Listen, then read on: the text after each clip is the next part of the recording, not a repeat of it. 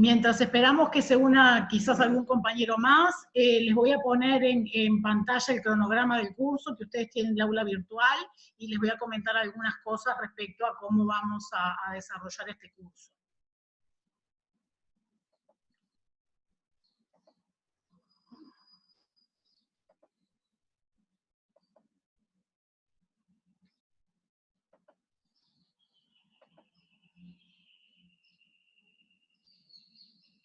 Bueno, el curso es un curso hemisemestral, ¿ah? Vamos a tener, esperen un poquito que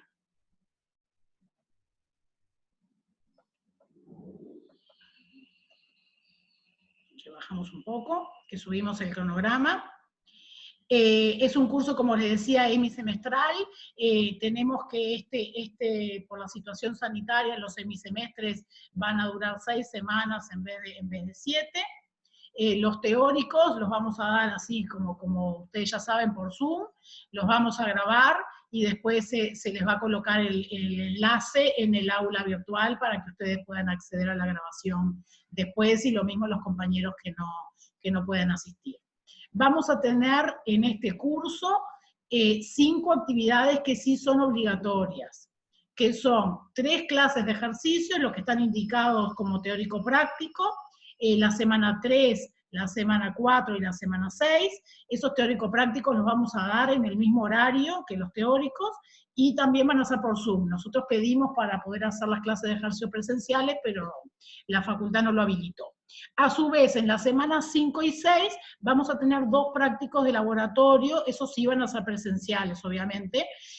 Ustedes ya se anotaron en los distintos grupos con los horarios que figuraban en Bedelía, y bueno, esas clases obviamente son obligatorias, van a estar también en el aula virtual los protocolos de los prácticos, y ustedes van a tener que hacer informes sobre esos prácticos.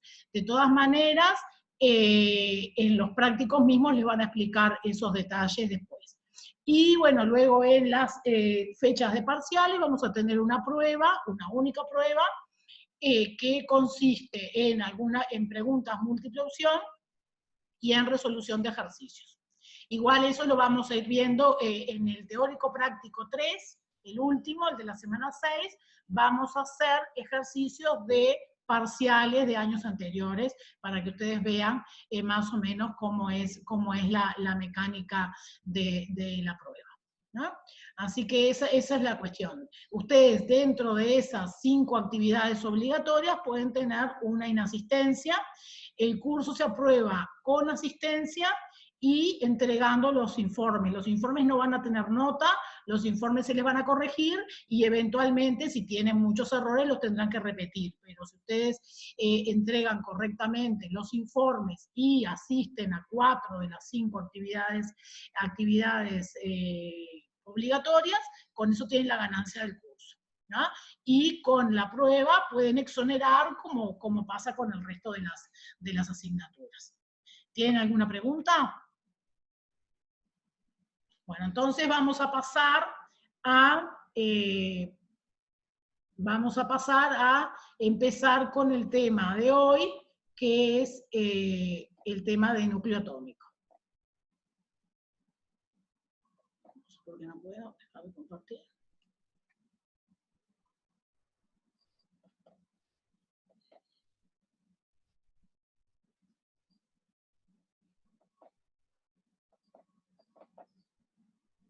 Esperen un poquito que tengo un problema acá que no logro dejar de compartir.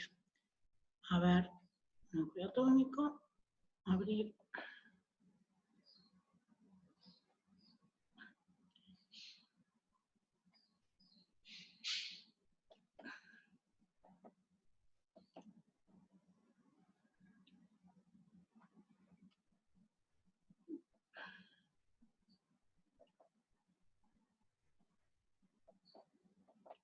Ustedes, a ver si alguien me puede decir, aunque sea por el chat, ¿qué es lo que ven en la pantalla? ¿Ven el cronograma o ven las diapos de la clase que dice química nuclear? Porque estoy teniendo un problema.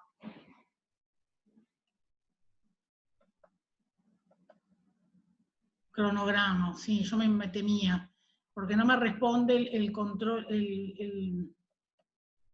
a ver ahora. Ahora no ven nada, bien. Ahora creo que estamos bien. Pantalla.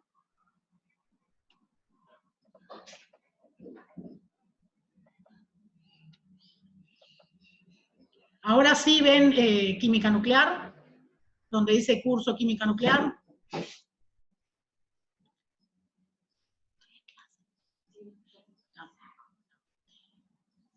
A ver qué me dicen, porque estaba con problemas que no lograba compartir la pantalla. Ahora sí, perfecto.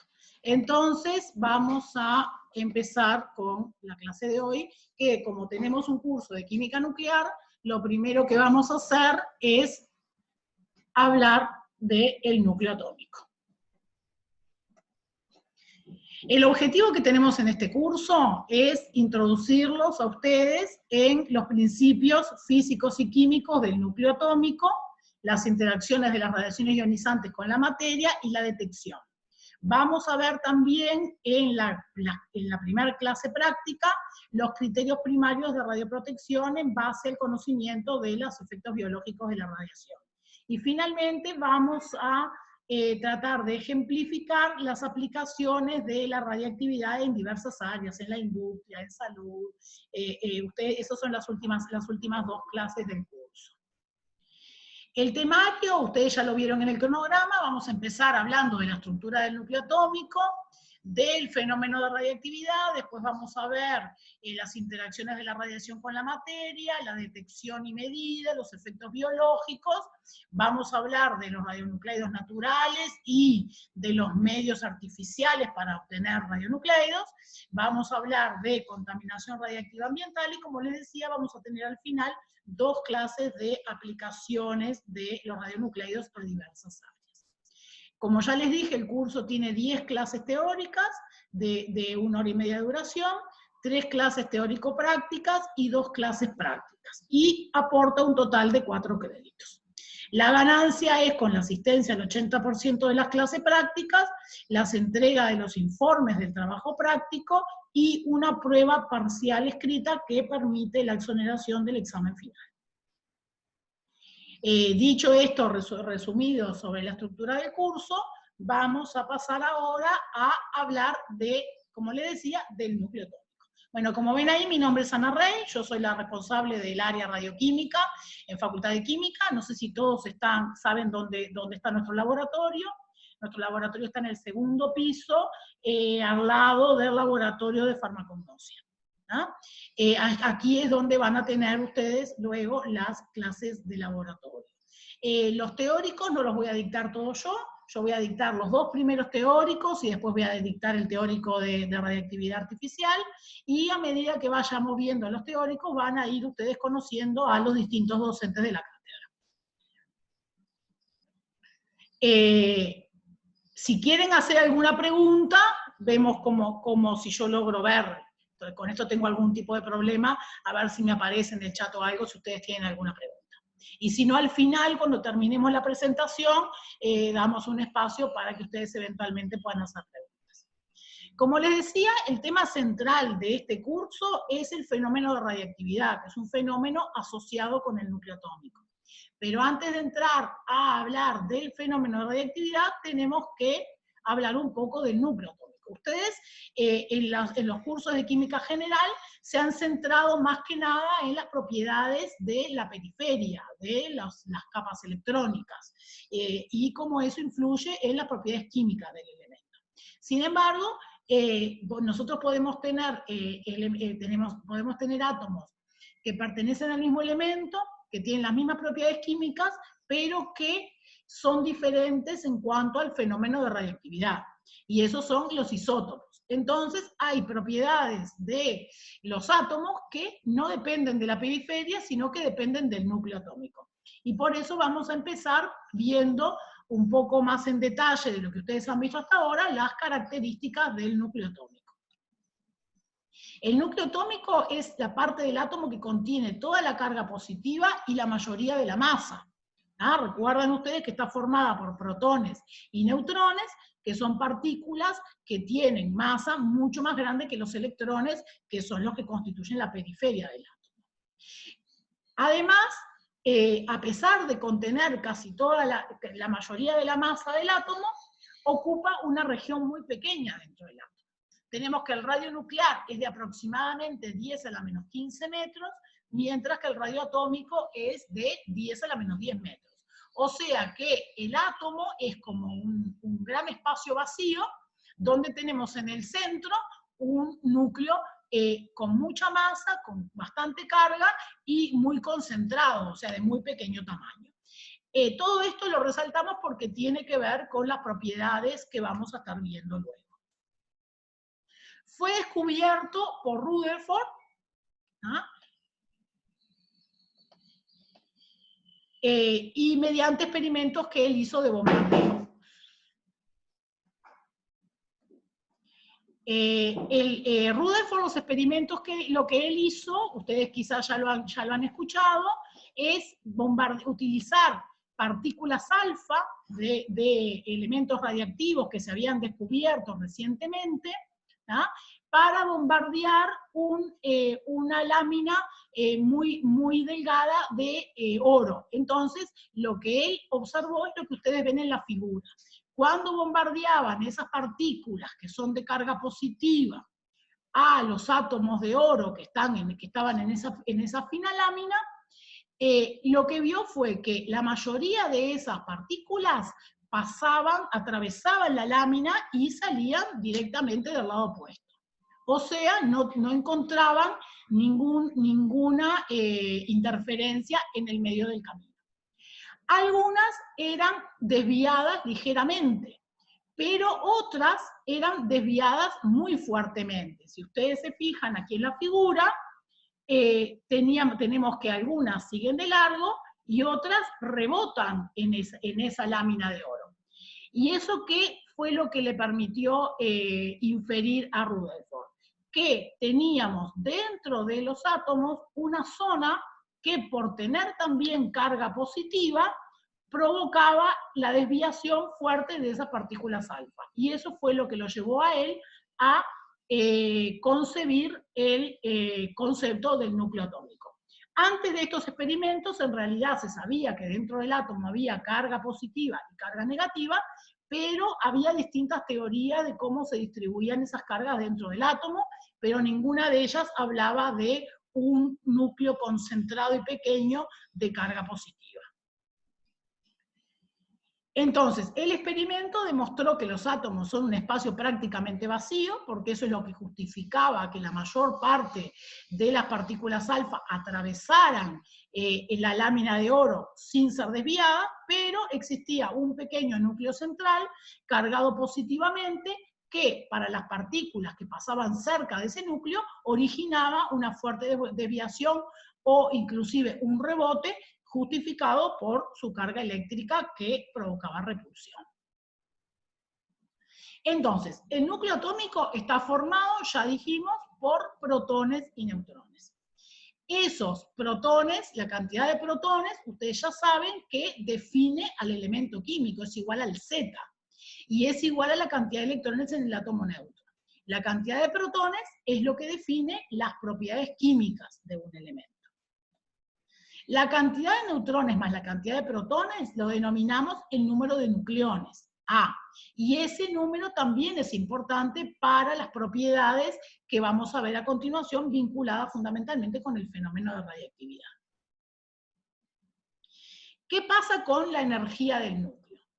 Ustedes saben que los electrones están distribuidos dentro del átomo en distintos niveles de energía. Entonces, es lógico pensar que estos nucleones, protones y neutrones, también están distribuidos dentro del núcleo en niveles de energía. Y la distribución de esos nucleones dentro del núcleo determina la energía que tiene ese núcleo. Así como tenemos un estado fundamental electrónico, donde todos los electrones están situados en los niveles energéticos más bajos posibles, también tenemos un estado fundamental nuclear. Y cuando tenemos alguno de los nucleones, por algún motivo, en un nivel energético que es superior al menor posible, hablamos de estados excitados nucleares. ¿No? Esto es análogo a lo que ustedes ya saben para los electrones. Cuando ustedes tenían que un átomo en estado excitado porque alguno de sus electrones estaba en un nivel energético superior, cuando ocurría una desexcitación se liberaba energía, se liberaba radiación electromagnética. Lo mismo ocurre cuando hay una desexcitación del núcleo. ¿Ah? En ese caso también tenemos una liberación de energía, que es radiación electromagnética, pero que en el caso del núcleo la vamos a llamar radiación gamma. ¿Ah? El fenómeno es análogo a lo que ocurre con los electrones, la denominación es particular para el núcleo, hablamos de radiación gamma. Es radiación electromagnética que se genera cuando ocurre una desexcitación a nivel nuclear. A su vez dijimos que el Z es lo que definía al elemento químico, ¿ah?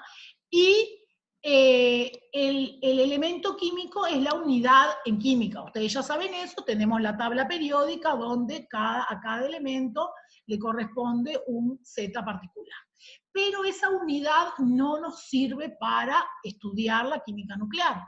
¿Por qué? Porque puede haber átomos del mismo elemento con el mismo Z y distintas propiedades nucleares. Entonces nosotros necesitamos una nueva unidad y esa unidad es el nucleido.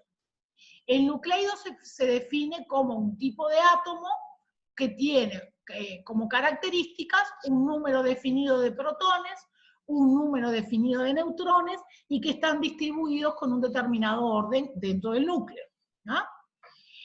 Y este nucleido es la unidad en radioquímica. Entonces, para que dos átomos, digamos, que pertenecen al mismo nucleido, tienen que tener la misma cantidad de protones, la misma cantidad de neutrones y el mismo estado energético, la misma distribución dentro del núcleo.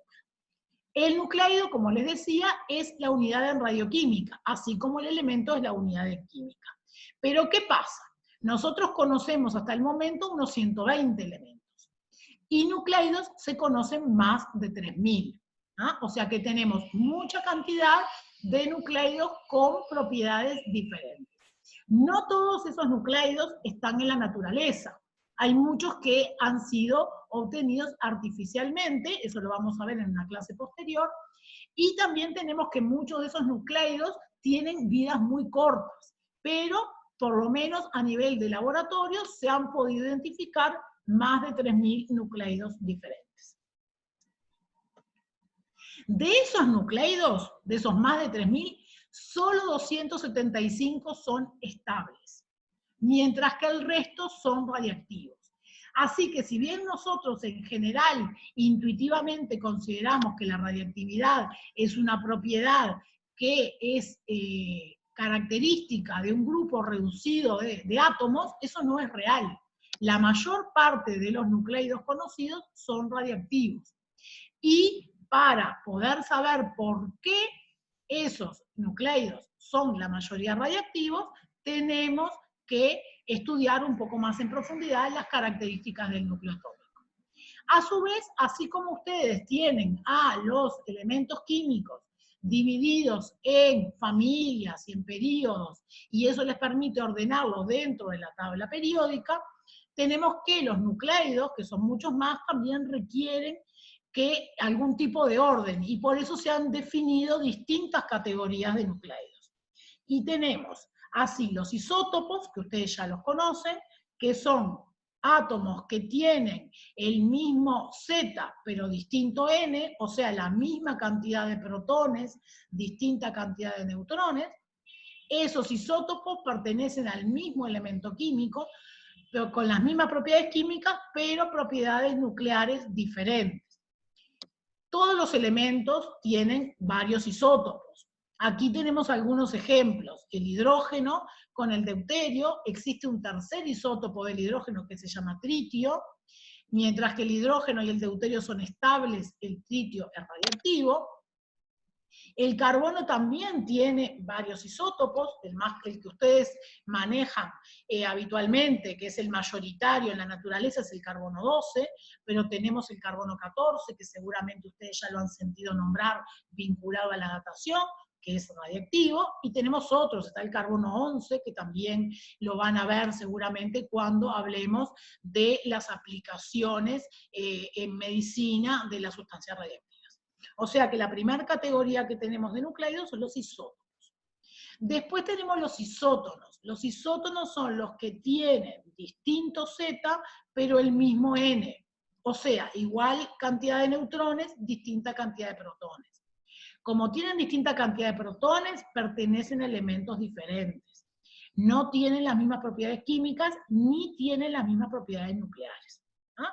Aquí tenemos un ejemplo con N igual 18. ¿Ah? Tenemos 3 de los posibles isótonos, que como ven, uno pertenece al fósforo, otro pertenece al neón, otro pertenece al azufre. Ustedes tienen que ver lo siguiente, ustedes normalmente en química, si escriben el símbolo químico de un elemento, con eso ya está definido, porque el símbolo está asociado a un Z, y el Z define las propiedades. En el caso de química nuclear y radioquímica, no nos alcanza con el símbolo, nosotros necesitamos poner el símbolo y el número A, el número de nucleones, ¿ah? Como está escrito aquí arriba. No es necesario poner también el Z, se puede poner, pero no es imprescindible, ya que nosotros conociendo el símbolo podemos saber el Z. Pero sí es imprescindible poner el A, porque si no, no sabemos de qué nucleido estamos hablando. Si nosotros ponemos solamente carbono, ¿cómo yo sé si es carbono 12, carbono 13, carbono 14? O sea que de ahora en más la notación va a ser esta que ven en la primera fila. Volviendo a las categorías, tenemos que también están los isóbaros. Los isóbaros tienen distinto A, distinto Z, pero tienen, distinto Z y distinto N, y tienen el mismo A, la misma cantidad de nucleones totales, o sea, la misma suma de protones más neutrones, ¿no? Aquí tenemos un ejemplo, con A igual 64, correspondiente al níquel, al cobre y al zinc. Todos con la misma suma de protones y neutrones, pero todos con distinto número de protones y de neutrones. En la clase próxima, cuando hablemos de la tabla de nucleidos, van a ver un poco más claro para qué sirven estas categorías que definimos de nucleidos. Los isóbaros no tienen ni las mismas propiedades químicas, ni las mismas propiedades nucleares. Y por último tenemos los isómeros. Nosotros dijimos que para que dos átomos pertenecieran al mismo nucleido, tenían que tener igual N, igual Z y la misma distribución, o sea, la misma energía. Los isómeros son especies que tienen el mismo Z, el mismo N, por lo tanto el mismo A, y lo único que varía es la energía. Entonces tenemos un estado fundamental y tenemos estados excitados. Y algunos de esos estados excitados, que tienen una vida más larga, se denominan estados metaestables. Y se identifican, como ven en este ejemplo del bario. El bario 137 es el estado fundamental, el bario 137M es el isómero, o sea, la especie metaestable, que es un estado excitado de larga duración. Cuando esto ocurre, consideramos que son dos nucleidos diferentes y que son isómeros entre sí. Los isómeros siempre están indicados de esta manera. Uno, el estado fundamental, tiene simplemente el A, mientras que el estado metaestable tiene una M luego del A.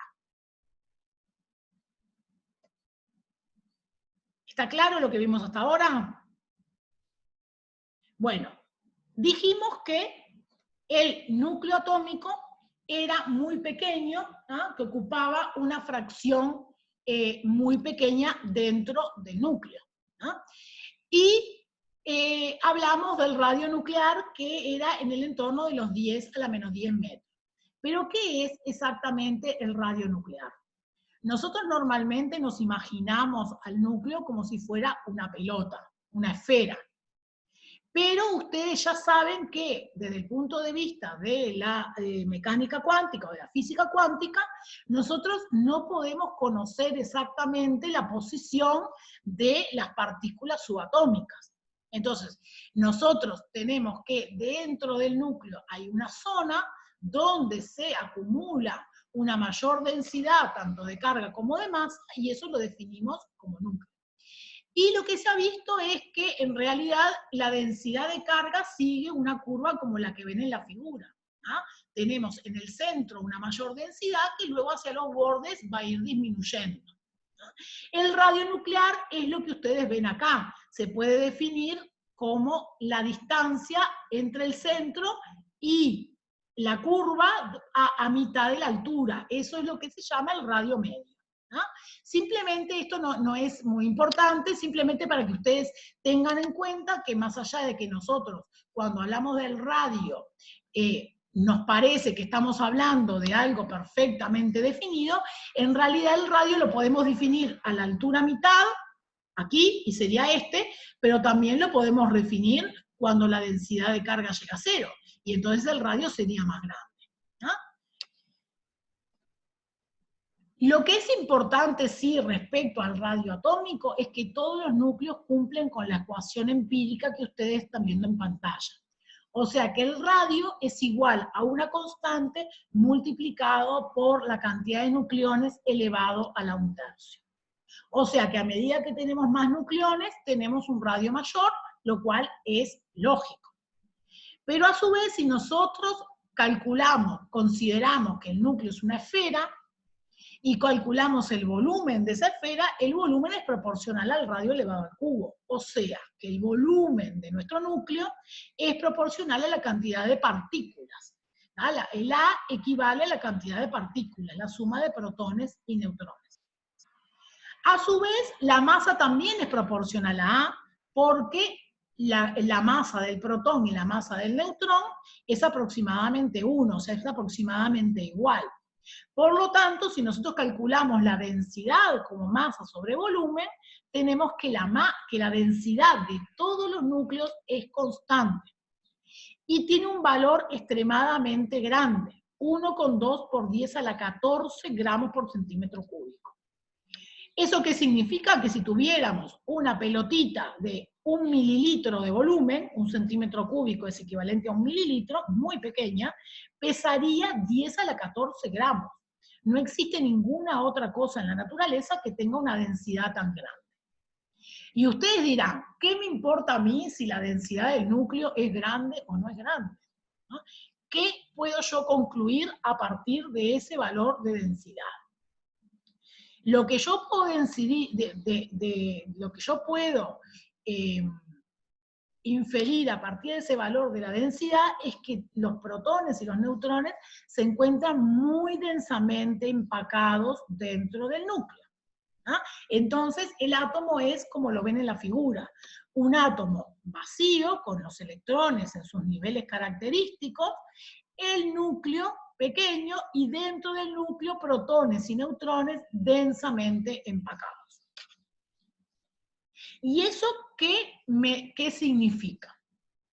Por un lado, que el volumen total del núcleo es aproximadamente igual a la suma del volumen de los nucleones. Pero el problema radica en que parte de los nucleones son protones, y los protones tienen todos ellos carga positiva. Y entonces, en los núcleos que tienen Z mayor de 1, tenemos partículas con la misma carga eléctrica que se encuentran muy juntas. Y eso genera una fuerte repulsión electrostática. Ustedes ya saben que partículas con la misma carga eléctrica se repelen. Y nosotros tenemos núcleos que pueden llegar a tener hasta 120 protones. Y esos protones, a pesar de la repulsión, están todos apretaditos junto con los neutrones formando el núcleo tan pequeño. Entonces, ¿eso qué significa? Para que el núcleo atómico pueda existir con estas características, tiene que existir una fuerza atractiva que pueda contrarrestar esa repulsión. Y esa fuerza es lo que llamamos la fuerza nuclear. O sea que el núcleo atómico debe su existencia al balance entre dos fuerzas. La fuerza de repulsión entre los protones y la fuerza atractiva que se llama fuerza nuclear. Que ahora vamos a ver entre quiénes ocurre esta fuerza y qué características tiene. porque esta fuerza es muy importante a la hora de definir si un nucleido va a ser estable o va a ser radiactivo. Entonces, las propiedades de las fuerzas nucleares son las siguientes. Las fuerzas nucleares son fuerzas atractivas que ocurren entre los nucleones, ¿ah? Entre todos los nucleones. ¿Ah? Son fuerzas que ocurren entre protón y protón, entre neutrón y neutrón, y también entre protón y neutrón. Son fuerzas de muy corto alcance. ¿Por qué sabemos que son de muy corto alcance? Porque este es el motivo de que el núcleo sea tan pequeño. A diferencia de las fuerzas electromagnéticas que van disminuyendo con el inverso de la distancia al cuadrado, las fuerzas nucleares se mantienen constantes durante un rango, como ven ahí, 2 por 10 a la menos 13 centímetros, que equivale a 2 por 10 a la menos 15 metros, aproximadamente igual al radio nuclear, y luego bajan bruscamente a cero. Por eso es que el núcleo es tan pequeño. Las partículas nucleares, si estuvieran más separadas, entonces no se mantendrían juntas porque la fuerza nuclear disminuiría mucho y no permitiría contrarrestar a la repulsión. Son muy intensas, son las fuerzas más intensas que se conocen. Forman parte de lo que los físicos llaman la fuerza fuerte. Son 100 veces mayores que las electromagnéticas y 10 a la 35 veces superiores a la gravedad. Y son independientes de la carga, o sea que tienen la misma intensidad entre los protones que tienen carga como entre los neutrones que no tienen carga. O sea, toda la fuerza protón-protón, neutrón-neutrón y protón-neutrón son exactamente iguales en valor. Esto tiene importancia cuando hablemos de la estabilidad del núcleo asociada a la radiactividad. Eso lo vamos a ver un poco después.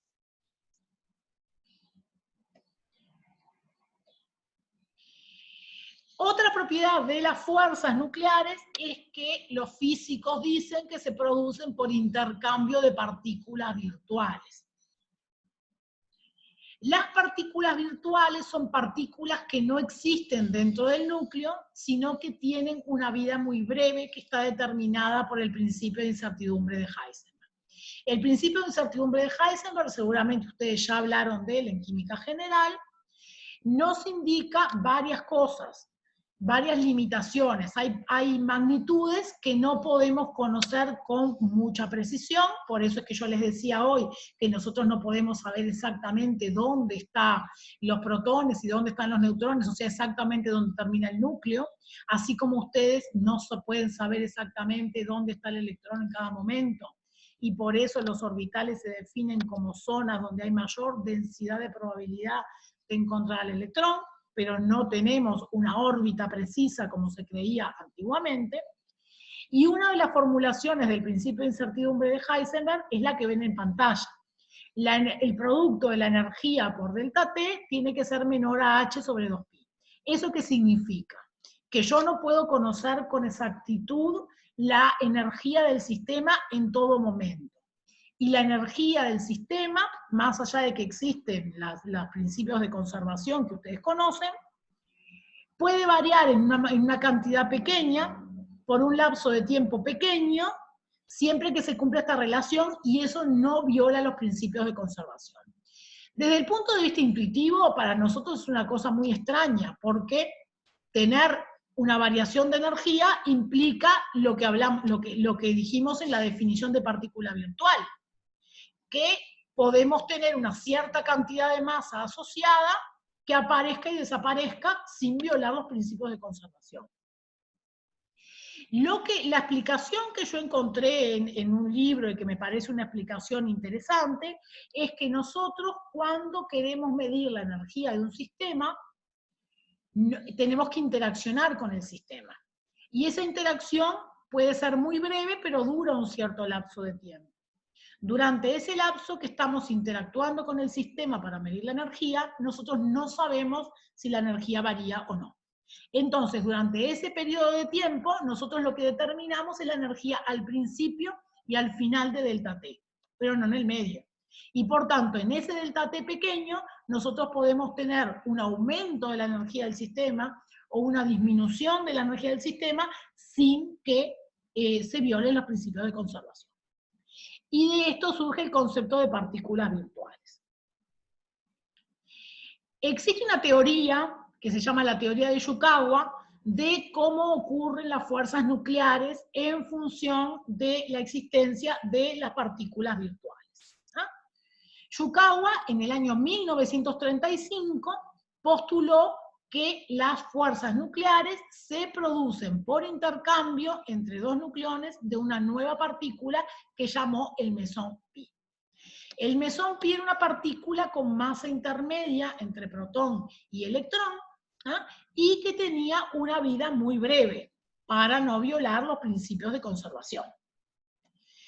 Entonces, la partícula es una partícula virtual, la masa es 1/9 de la masa del protón, y la vida media es muy corta. Y podemos tener mesones pi de 3 tipos. Podemos tener mesones pi positivos, negativos o sin carga. ¿Y cómo explicó Yukawa que se producían las fuerzas nucleares? La fuerza protón-protón la explicó como ven en pantalla. Tenemos un protón que cede un mesón pi positivo y se transforma en un neutrón. A su vez, este mesón pi positivo es capturado por otro neutrón para formar un nuevo protón. Y ese intercambio del mesón pi positivo entre protón A y protón B genera una fuerza atractiva. Cuando teníamos la fuerza protón-neutrón, tenemos un mesón pi neutro. Y tenemos que el protón cede un mesón pi neutro, sigue siendo un protón. Ese mesón pi neutro es captado por un neutrón que sigue siendo un neutrón. Y esto da lugar a una fuerza entre protón y neutrón. Y por último, la fuerza neutrón-neutrón es la que requiere la mediación de un mesón pi negativo. Todo esto parece ciencia ficción.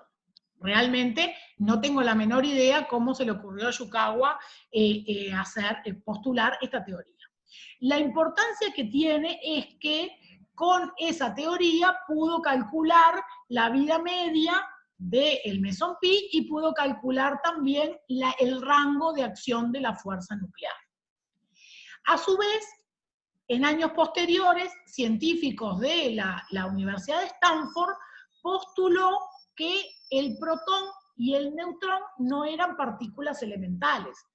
Por lo menos en mi época, no sé ahora, cuando ven en química general la estructura de la materia, en mi época se hablaba de las partículas elementales.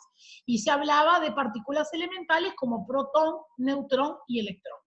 Sin embargo, el protón y el neutrón no son partículas elementales, sino que están formadas por otras partículas que se llaman quarks. Esos quarks están unidos dentro del protón y dentro del neutrón por partículas virtuales que llamamos los gluones.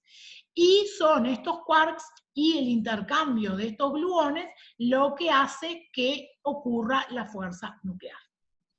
Es un poco extraño, pero hoy se acepta que la hipótesis de Yukawa tiene ciertas limitaciones, porque en realidad la partícula que se intercambia no es el mesón pi, sino que son los gluones. ¿Por qué? Porque el mesón pi también está formado por quarks.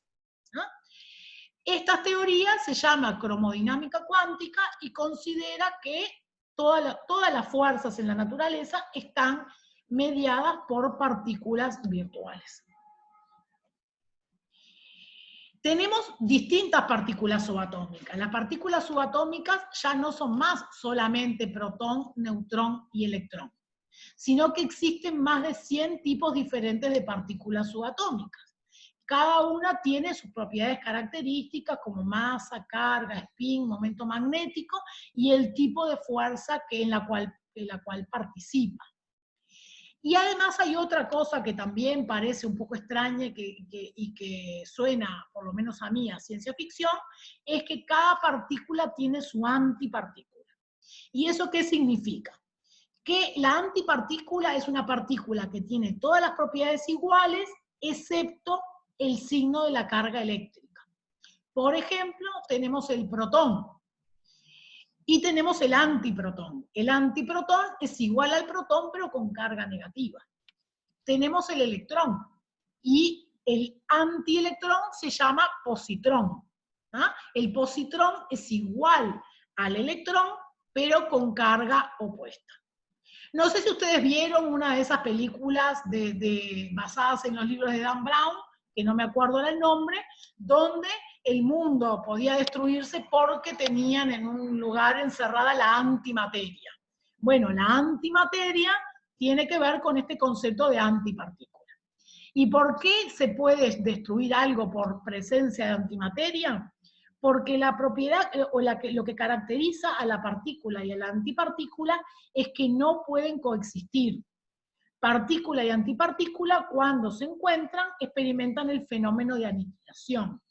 Y la aniquilación implica la transformación de la masa de las dos partículas, partícula y antipartícula, en energía. ¿No?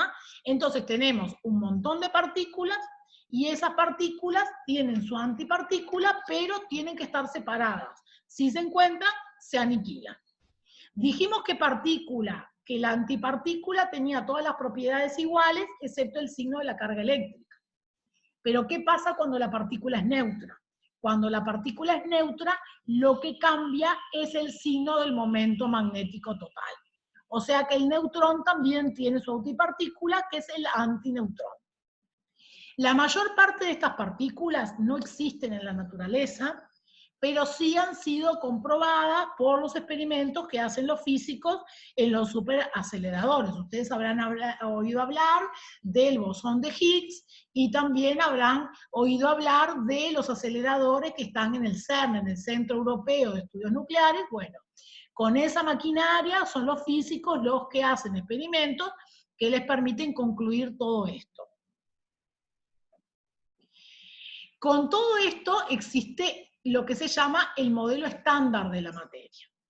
O sea, los científicos desde todas las épocas han tratado de encontrar cuál es la unidad de la materia. En la época de los antiguos griegos se consideró que el átomo era la unidad de la materia, y de hecho átomo significa que no se puede dividir. Pero ahora sabemos que el átomo no es indivisible, el átomo está formado por protones, neutrones, electrones, y a su vez los protones y los neutrones están formados por otras partículas más pequeñas que se llaman los quarks. Entonces, con todos estos datos, estos dos científicos que ven aquí, Chang y Mills, fueron los que armaron lo que se llama el modelo estándar de la materia. Y ellos establecen que todas las partículas existentes se pueden clasificar en dos grupos. Las partículas que poseen spin 1 medio, que se llaman los fermiones, y las partículas con spin 1, que se llaman los bosones. Los fermiones son partículas con spin 1 medio y son aquellas que poseen masa, y por lo tanto son las que constituyen todo el mundo que nosotros conocemos. Protones y neutrones son fermiones, mientras que los bosones son partículas virtuales que son responsables de las fuerzas. No solamente de la fuerza nuclear, sino también la fuerza electromagnética y la gravedad estarían mediadas por estas partículas llamadas bosones. Por eso el bosón de Higgs, que también es una partícula que es la que es responsable de que las otras partículas tengan masa, es un bosón, ¿no? Es una partícula responsable de las fuerzas. Los bosones, como les decía, son las partículas responsables de las fuerzas de la naturaleza. Y a su vez, dentro del modelo estándar que ustedes ven en la pantalla, tenemos que toda la materia está formada por estas pocas unidades básicas, que son los quarks, que son fermiones, hay 6 tipos de quarks, y los electrones, que son otro tipo de fermiones llamados leptones. Los leptones son partículas elementales, y además del electrón, existen otras 5 más. El muón, la partícula tau, el neutrino, un neutrino para cada una de esas 3. Más adelante, en la clase próxima creo, vamos a estar hablando un poco más de los neutrinos. Y además tenemos las partículas responsables de las fuerzas. Dentro de ellas hablamos del gluón, que el gluón era el responsable de la fuerza fuerte. Tenemos el fotón gamma virtual responsable de la fuerza electromagnética que ustedes ya conocen. O sea que la importancia de este modelo es que tenemos 6 y 6, 12 partículas y 12 fermiones y 4 bosones, podemos armar todas las partículas que existen. Podemos armar todo lo que existe en la naturaleza. Esos tipos, los más de 100 tipos de partículas que comentamos antes, están formadas por algunos de estos bloques básicos. Entonces, lograron simplificar la materia, ¿no?, de una gran diversidad a unas pocas unidades básicas, y eso es la importancia del modelo estándar. Algunas de estas partículas son elementales y otras están constituidas por unión de varias partículas. El electrón es una partícula elemental, sin estructura, mientras que protón y neutrón, como dijimos, están formadas por quarks, por dos tipos de quarks, el quark D y el quark U. Las partículas elementales son de 3 tipos: quarks, leptones y bosones. Todas las demás partículas están formadas por combinación de algunas de estas partículas. Las fuerzas también dijimos que están mediadas por partículas virtuales, y aquí tenemos las 4 fuerzas que se conocen. Ustedes conocen 3 de ellas: la gravedad, el electromagnetismo, y ahora hablamos de la fuerza fuerte. La fuerza débil la vamos a comentar cuando hablemos la clase próxima del decaimiento beta. No vamos a hablar ahora de la fuerza débil. Pero esas son las 4 fuerzas que constituyen la naturaleza y que todas están mediadas por algún tipo de bosón. Los quarks tienen una particularidad, y es que no se encuentran aisladas, sino que siempre están formando grupos. Pueden ser grupos de 3 quarks, de 3 antiquarks, o de un quark y un antiquark. Cuando son un quark y un antiquark, tiene que ser quark y antiquark de tipo diferente, porque si no se aniquilarían. Y además tienen otra particularidad, y es que tienen carga eléctrica fraccionaria, que vale menos 1/3 o más 2/3 de la carga del electrón. Hasta ahora todo lo que ustedes han visto, siempre tenemos que la carga eléctrica es un múltiplo entero de la carga del electrón. Sin embargo, en los quarks tenemos carga eléctrica fraccionaria. ¿Y por qué nosotros en la naturaleza siempre vemos múltiplos enteros de la carga del electrón? Porque los quarks se agrupan de forma tal de constituir una unidad que tenga o carga cero o carga múltiplo entero positivo o negativo de la carga del electrón. Así tenemos que el neutrón está formado por 2 quark D y un quark U, mientras que el protón está formado por 2 quark U y un quark D. Ahí en el costado de la figura ven los 6 tipos de quark que existen. En la naturaleza solo existen partículas donde participan el quark U y el quark D. Los otros tipos de quarks están en partículas que se han creado en el laboratorio y que son inestables, ¿no? Son partículas de mayor masa que se van transformando hasta llegar a los quarks que existen en la naturaleza. Aquí tenemos cuáles son los 6 tipos de quark y cuál es su carga. Si ustedes se fijan, dijimos que el neutrón estaba formado por 2 quark D y un quark U. Tenemos entonces, si vamos a la carga, menos 2/3 más 2/3 me da 0. Mientras que el protón está formado por 2 U y un D. O sea que tenemos más 4/3 menos 1/3 nos da más 3/3, o sea, una vez la carga del electrón de signo positivo. Así se arman todos los tipos de partículas que los científicos hasta el momento han encontrado. Los leptones son partículas elementales que experimentan la fuerza débil. Y dentro de los leptones, que se encuentran aisladas, tenemos que el leptón más importante es el electrón, ¿no? Como les dije, nos importa también el neutrino electrónico, que lo vamos a ver la clase que viene.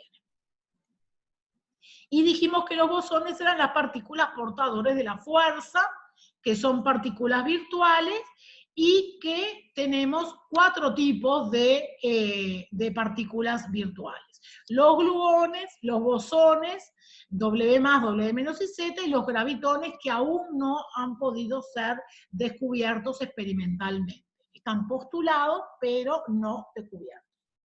A diferencia de los químicos, los físicos postulan teorías y luego las prueban. Los químicos en general hacemos al revés. Sacamos teorías a partir de los resultados experimentales, ¿no? Son distintas formas de abordar la investigación científica. Yo, como ustedes imaginarán, yo que soy química, encuentro que es un poco extraño esto de formular teorías y que después pasen años hasta poder demostrarlas. Por ejemplo, la existencia del bosón de Higgs, que se comprobó experimentalmente hace muy poco tiempo, fue postulado en los años 60, o sea que pasaron un montón de años hasta poder comprobar. Pero esto es lo que los físicos establecen sobre la estructura de la materia.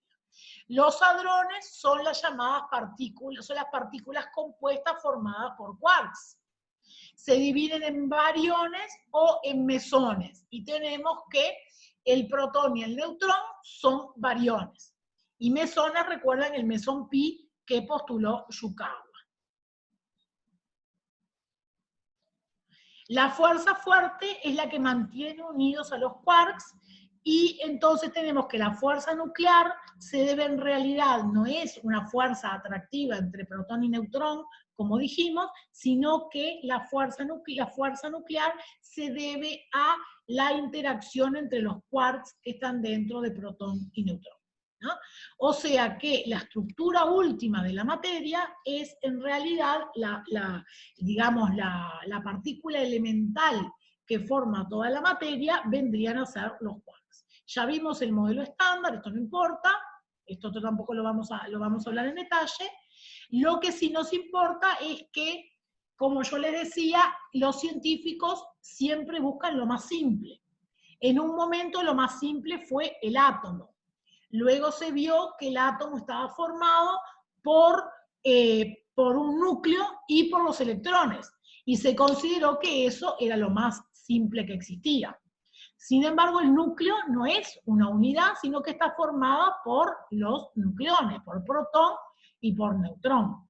Y como yo les decía, se hablaba de electrón, protón y neutrón como partículas elementales. Sin embargo, el electrón es una partícula elemental, pero el neutrón y el protón no lo son, sino que las partículas elementales que formarían toda la materia son los quarks. ¿Qué significa esto? ¿Que llegó el fin de la búsqueda de lo más simple? ¿Que la unidad de la materia es el quark? Esto es lo que se piensa en este momento. Pero en el ámbito de la ciencia nunca está dicha la última palabra.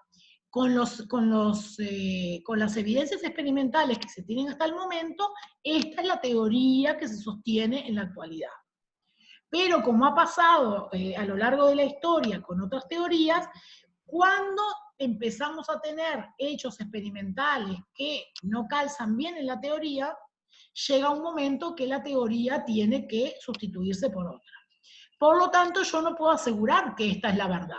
Esto es lo que indican los hechos experimentales que se conocen hoy. En el futuro no sabemos qué es lo que va a ocurrir. Pero de momento esto es lo más simple. El quark y el electrón serían las unidades estructurales de la materia.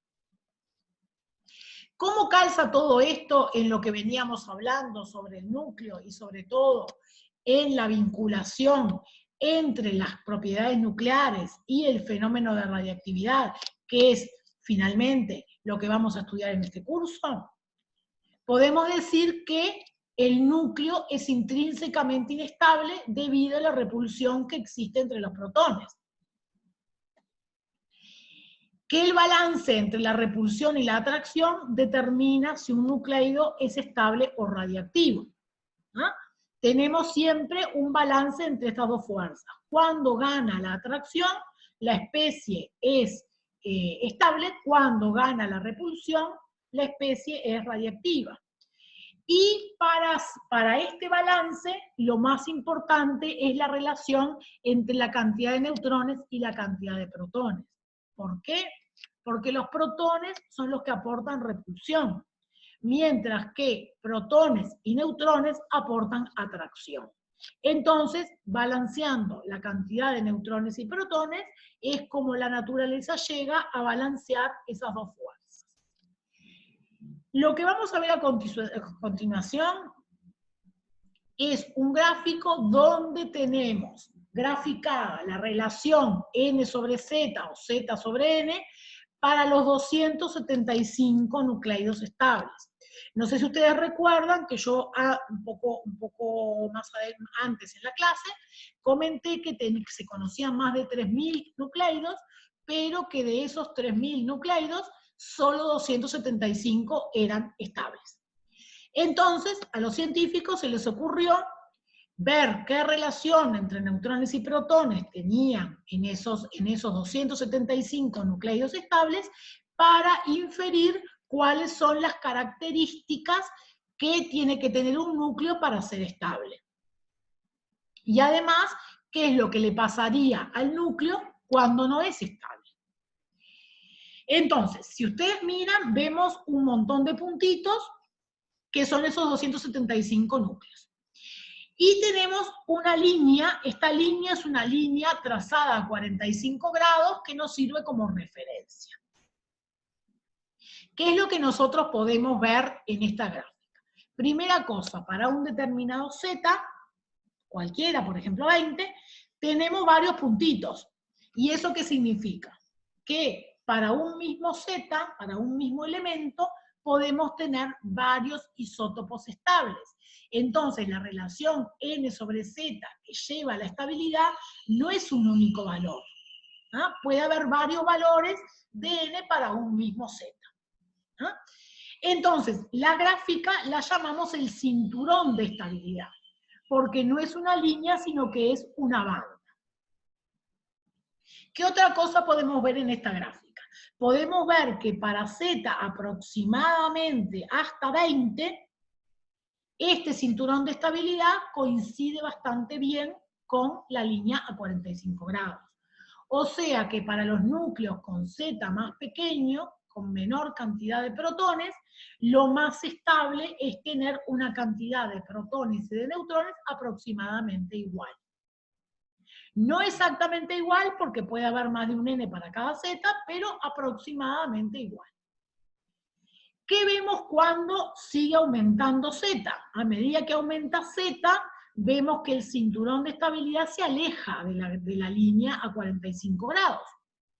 Entonces, ¿y cómo se aleja? Vemos que a medida que aumenta z, para Z40, ya no me alcanzan 40 neutrones, sino que tengo que llegar hasta 50 neutrones para poder balancear la repulsión. ¿Y eso por qué? El neutrón favorece la estabilidad por dos fenómenos. Por un lado, va a agregar atracción sin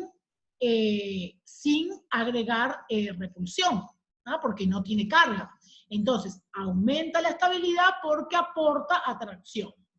Pero a su vez, si nosotros pensamos que dentro del núcleo los protones y los neutrones están mezclados, están entreverados entre ellos, la presencia de más neutrones separa a los protones y entonces baja la repulsión separándolos. Y por eso el neutrón, o sea, a medida que tenemos más protones, necesitamos más neutrones para lograr balancear la repulsión.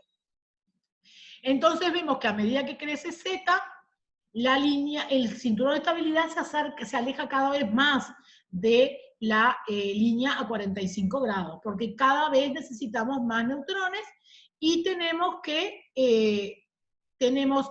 la relación de n sobre z va pasando de 1 hasta aproximadamente 1,5. Y tenemos que nuestro cinturón de estabilidad termina en Z igual 83. ¿Y por qué termina en Z igual 83? Dijimos que teníamos aproximadamente 120 elementos. O sea que tenemos Z hasta aproximadamente 120. Y sin embargo, en mi cinturón de estabilidad solo llego hasta Z igual 83. ¿Por qué es eso? Porque a medida que aumenta Z, voy agregando más neutrones, el núcleo se va volviendo más grande, y como dijimos que la fuerza nuclear es de corto alcance, para Z mayor de 83, la cantidad de neutrones necesarios para balancear la repulsión hace que el núcleo se vuelva demasiado grande, y un núcleo demasiado grande no es estable, no ya por la carga, sino por el tamaño, porque la fuerza nuclear es de corto alcance y ya no logra mantener a tantos nucleones juntos. En la siguiente diapo tenemos esquematizado lo que hablamos recién.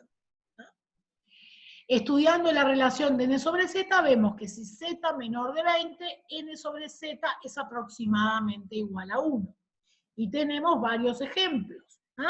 Pero para el nitrógeno vemos que n sobre z vale 1 o vale 1,14. O sea que es aproximadamente igual a 1, pero no igual a 1.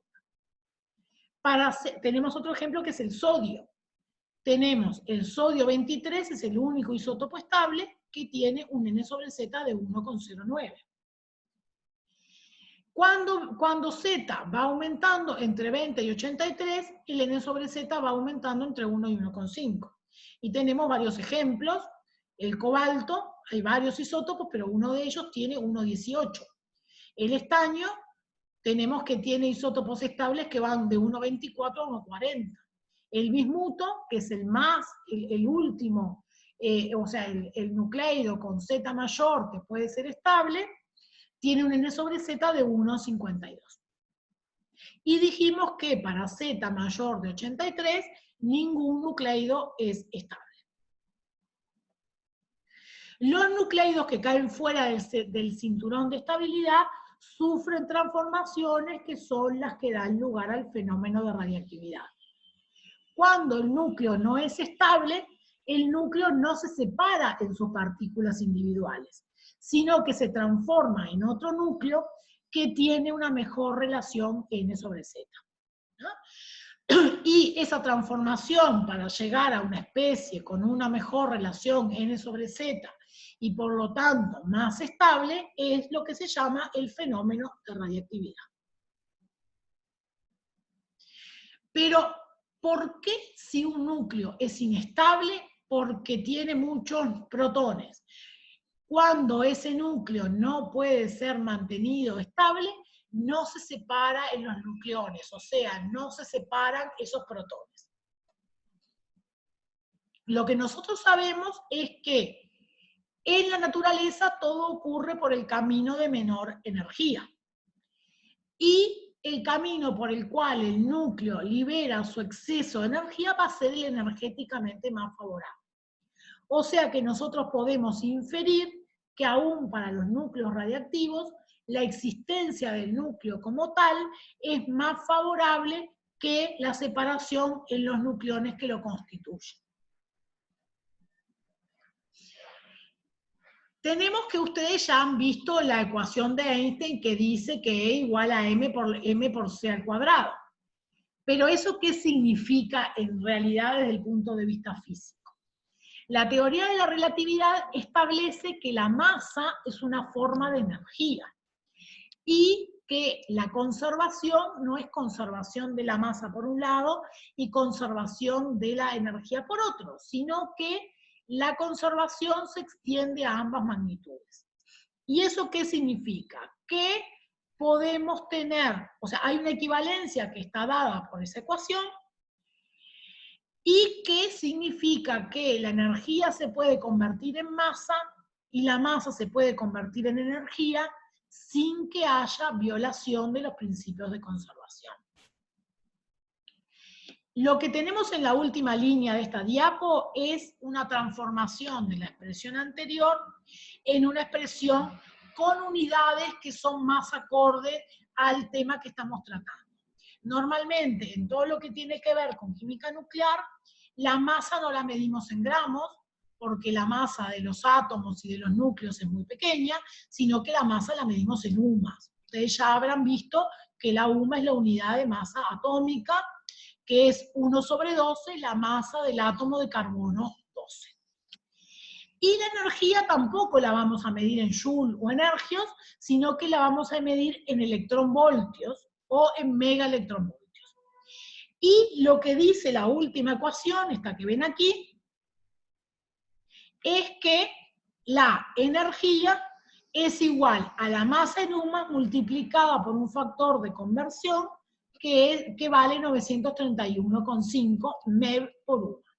O sea que si existe una transformación de masa en energía, cada UMA de masa que se transforma en energía nos libera 931,5 megaelectronvoltios, ¿no? Eso es lo que significa esta ecuación. ¿Cómo se aplica esto a la estabilidad del núcleo? Dijimos que la transformación o sea, la liberación del exceso de energía de un núcleo radiactivo va a ocurrir por el camino de menor energía. Y esa liberación no ocurre con destrucción del núcleo, sino que ocurre con transformación de un núcleo en otro. Y por eso nosotros inferimos que la existencia del núcleo es más favorable energéticamente que la existencia de las partículas por separado. Y eso significa que la masa, eso se ha visto, lo que se ha visto experimentalmente es que la masa de un átomo es siempre menor que la suma de las masas de las partículas que lo constituyen. Si yo tengo un átomo de carbono 12 que está formado por 6 protones, 6 neutrones y 6 electrones, sumo las masas de todas esas partículas y me da mayor que la masa de un átomo de carbono 12. ¿Eso qué significa? Que cuando las partículas se unieron para formar el átomo, se liberó energía. O sea que ocurre una estabilización. Y por eso yo puedo decir que el núcleo es más estable que la existencia de las partículas por separado. La diferencia de masa entre la masa del átomo y la suma de las masas de las partículas se denomina defecto de masa. Y es equivalente a la cantidad de energía que el núcleo gasta en mantener juntos a sus nucleones. Y esa energía se llama energía de ligadura. La energía de ligadura es la energía liberada cuando se formó el núcleo a partir de las partículas que lo constituyen. Y a su vez es la cantidad de energía que yo tendría que suministrarle a un núcleo para separarlo en protones y neutrones, ¿no? Y por eso la llamamos energía de ligadura, es la energía que mantiene unidas a las partículas. La energía de ligadura dividida por la cantidad de nucleones es una medida de la estabilidad del núcleo. ¿Por qué? Porque cuanta más energía tengo que suministrar a un núcleo para separarlo en las partículas que lo constituyen, eso implica que mi núcleo es más estable. Ejemplos. Tenemos el carbono 12. El carbono 12 dijimos que está formado por 6 protones, 6 neutrones y 6 electrones. Si calculamos el delta M, lo calculamos como la suma de las masas de las partículas menos la masa del átomo, tenemos que nos da un valor de 0,098, todos esos números, UMAS. Multiplicado por 931,5 nos da una energía de ligadura de 92,166, y eso equivale a una energía de ligadura por nucleón de 7,68 MeV por cada nucleón. O sea que por cada nucleón que yo quiero extraer de ese núcleo, debería suministrarle 7,68 megaelectronvoltios. ¿Qué pasa ahora si yo calculo lo mismo para el núcleo, el átomo de carbono 14? El valor de la energía de ligadura por nucleón me da menor. O sea que el núcleo de carbono 14 es menos estable que el núcleo de carbono 12. Esto es lógico porque el carbono 14 es radiactivo mientras que el carbono 12 es estable. El carbono 14 no es suficientemente estable y tiende a transformarse, mientras que el carbono 12 es suficientemente estable y por lo tanto no se transforma. Entonces, yo no tengo un valor de corte, no existe un valor que yo pueda decir si la energía de ligadura es mayor que tal valor, el núcleo es estable, y si la energía de ligadura es menor que tal valor, entonces el núcleo es inestable. Lo que yo sí puedo ver es que, esperen un segundito que tengo que, esperen un poquito, que tengo un lío. Porque, espérenme un segundito, porque di para atrás a las diapos, entonces se me cortó la grabación que estaba haciendo. Voy a retomar la grabación en la diapo que estábamos trabajando para que me quede sobre el PowerPoint grabado de la clase entera. Déjenme ver dónde estábamos y así reinicio la grabación y me queda un único archivo todo junto.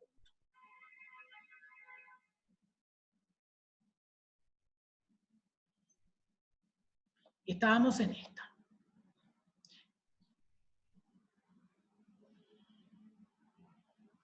Vamos a...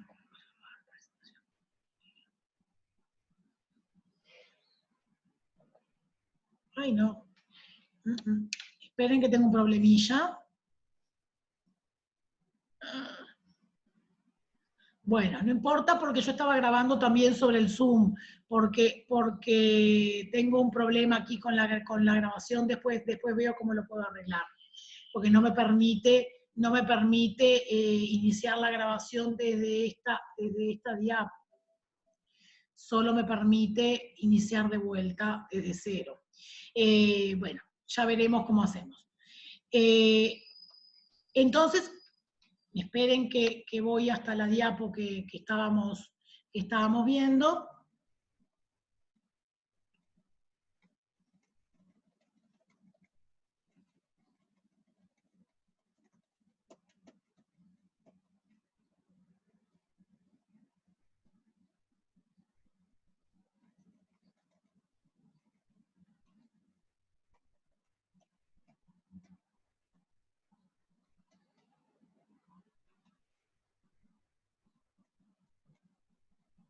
Estábamos en este punto, viendo la energía de ligadura y la energía de ligadura por nucleón como medida de la estabilidad.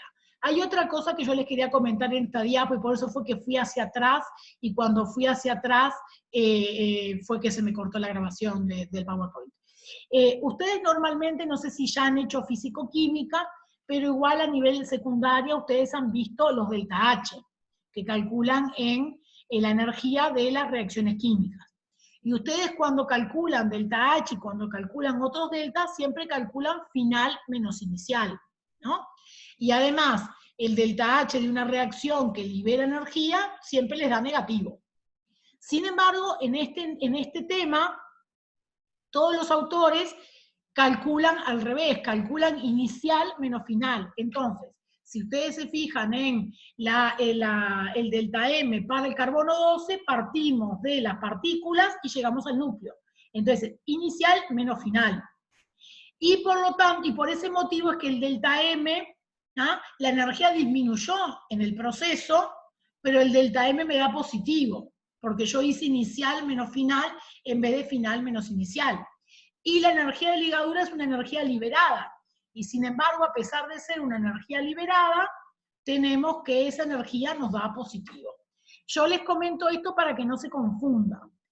A nosotros lo que nos importa de esto es que siempre que tenemos una reacción que libera energía, la masa del sistema tiene que disminuir.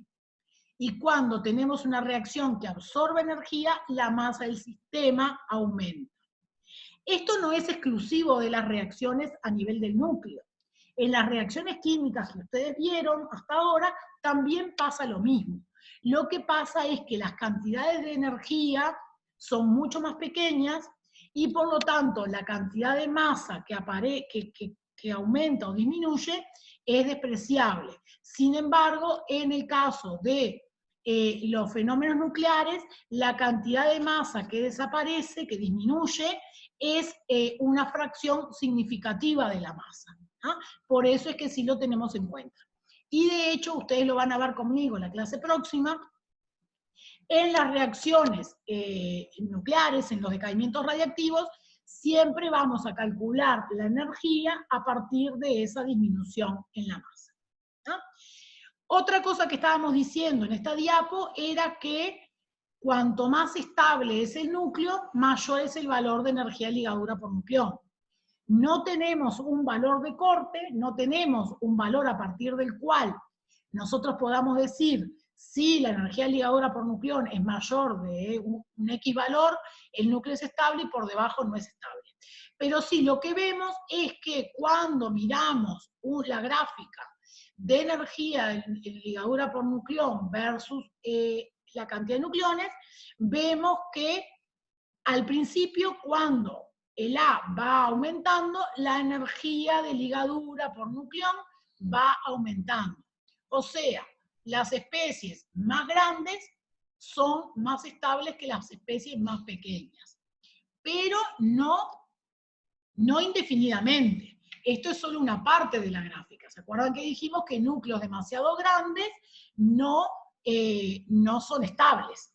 Pero en el caso de los núcleos pequeños, vemos que, por ejemplo, el núcleo de helio 4 es mucho más estable que el núcleo de deuterio, de hidrógeno 2. Y a su vez, en esta gráfica también podemos ver otra cosa, y es que hay algunas especies que son más estables que los vecinos. Por ejemplo, el helio 4 es más estable que sus dos vecinos, porque tenemos un pico en la curva. El carbono 12 también es más estable que los vecinos y tenemos otro pico. El oxígeno 16 pasa lo mismo. Entonces, estas especies que tienen una estabilidad mayor son las que nos permiten, las que le permitieron a los científicos deducir que existe dentro del núcleo una distribución en modelo de capas, al igual que pasa en los electrones. ¿Por qué? Porque a nivel electrónico nosotros tenemos los gases nobles, y los gases nobles son especies que son más estables que sus vecinos, y son más estables porque tienen sus capas electrónicas completas.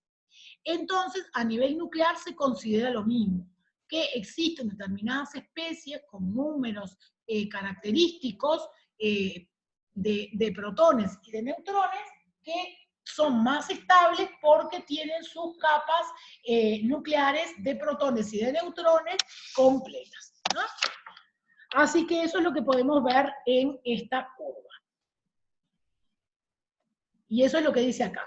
La energía de ligadura por nucleón aumenta al aumentar el número de nucleones para A pequeños. La energía de ligadura por nucleón de los nucleidos con Z y N par es más alta que la de sus vecinos, y eso nos permite concluir algo que yo no les comenté, y es que la fusión de dos núcleos livianos para dar un núcleo mayor es un proceso que libera energía. Ustedes seguramente han oído hablar de la fusión nuclear. Inclusive hay películas sobre reactores de fusión y sobre el descubrimiento de la fusión fría y un montón de cosas. El fenómeno de fusión, desde el punto de vista energético, es un fenómeno que libera energía.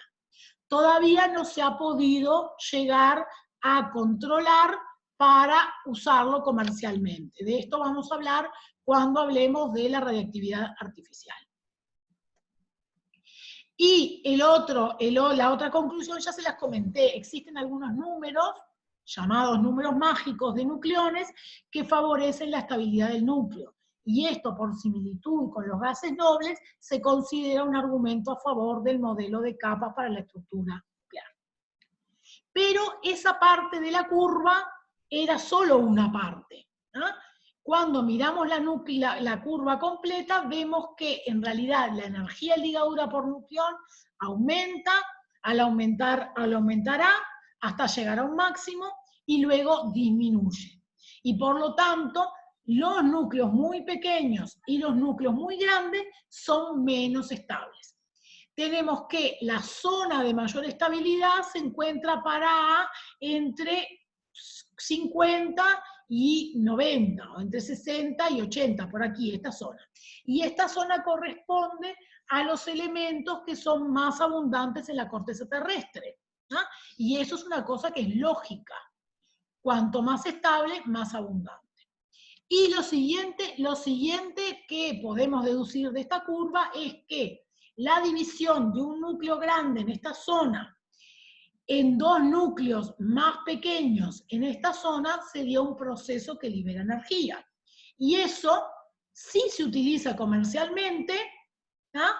Y es la base teórica de los reactores de fisión. La energía nuclear que ustedes conocen se obtiene por fisión de un núcleo de uranio 235. Entonces la fisión de un núcleo pesado de uranio para dar dos núcleos menores es un proceso que libera energía y que sí se usa comercialmente. Bueno, esto es lo último que teníamos para hoy. La clase próxima vamos a resumir nuevamente un poquito de los conceptos generales y después vamos a hablar justamente del fenómeno de radiactividad. ¿Qué pasa con los núcleos inestables? ¿Ah? ¿De qué manera se transforman para alcanzar una mayor estabilidad? Vamos a ver si puedo dejar de compartir. Bien. No sé si tienen alguna pregunta. Esta clase es un poco extraña, sobre todo lo que tiene que ver con la estructura nuclear y las teorías de los físicos sobre la estructura de la materia. Nosotros de eso nos tenemos que quedar con algunos conceptos generales, no tenemos que saber en detalle cuáles son los quarks, ni qué son los hadrones, ni qué son los bosones, simplemente quedarnos con la idea de que están los quarks, que son los bloques básicos de la materia, y que tenemos fuerzas que ocurren por intercambio de partículas virtuales que van a ser las que nos van a importar, sobre todo la fuerza nuclear y la fuerza débil, para el fenómeno de la radiactividad. ¿No? Como les decía, la clase próxima vamos a centrarnos en los distintos tipos de decaimiento radiactivo, cómo se producen y vamos a ver también cómo podemos cuantificar la cantidad de una sustancia radiactiva a través de este fenómeno. ¿Tienen alguna pregunta?